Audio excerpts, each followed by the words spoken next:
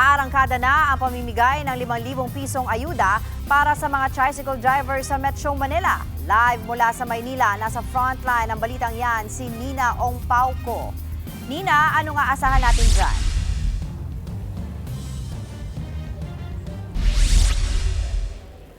Angela, magandang umaga. Sisimulan na nga ang pamamahagi ng cash assistance sa mga kapatid nating tricycle driver ngayong araw dahil sa pagpatuloy na pagtaas ng presyo ng produktong petrolyo.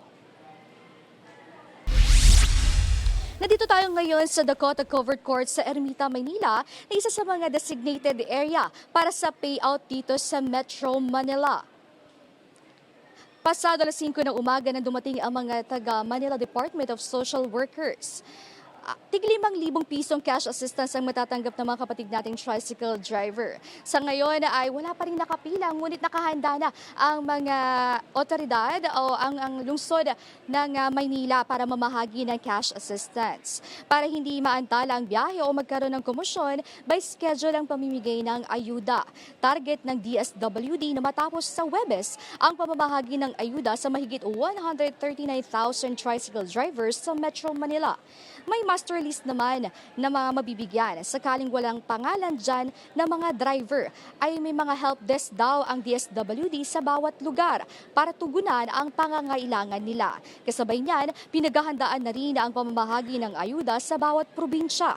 Inaasahan na 700 million pesos ang kabuang halaga na ipapamigay para sa mga tricycle drivers sa Metro Manila.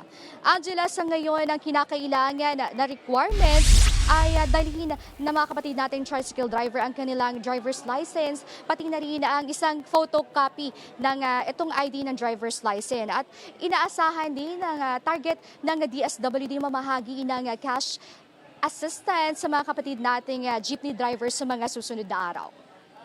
Angela, yan muna ang latest update dito sa Dakota Covered Court dito yan sa Ermita, Maynila. Maraming salamat, Nina Ongpauco. Mga kapatid, Angela Lagunsad Castro po para sa komprehensibo at makabuluhang balitaan at talakayan. Mag-follow at subscribe na sa social media pages ng News 5.